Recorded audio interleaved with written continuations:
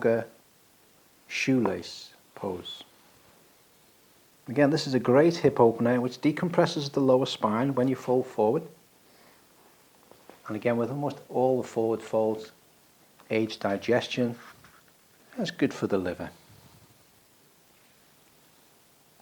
Gets mainly the hips, gets the knees as well. If you're particularly tight in the hips, you may feel it down to the knees.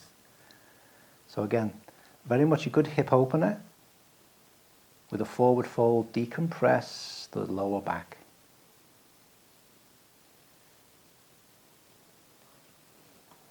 So various ways you can get into this. The way that benefits me, because I have got very tight hips, especially my left one. So one way is to start off in all fours. Then place one knee behind the other.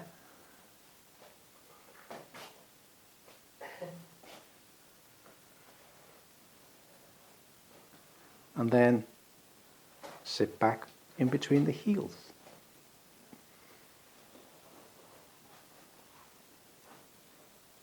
And then walk the hands out. Shoelace. You may want to consider some props for this one. Not the only prop really is a block in between the knees, that's one option. Or some sort of support between the knees. If you're prone to sciatica, or you're particularly tight in the lower back, consider a block under the bum.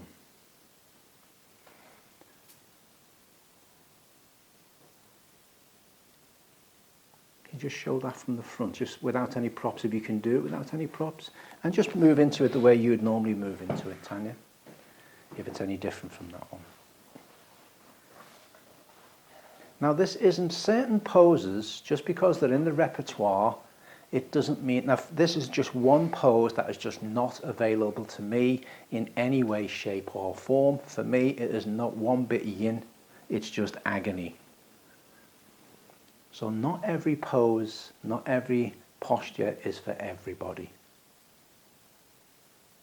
Very, very challenging on the knees, on the hips. And that's the shoelace.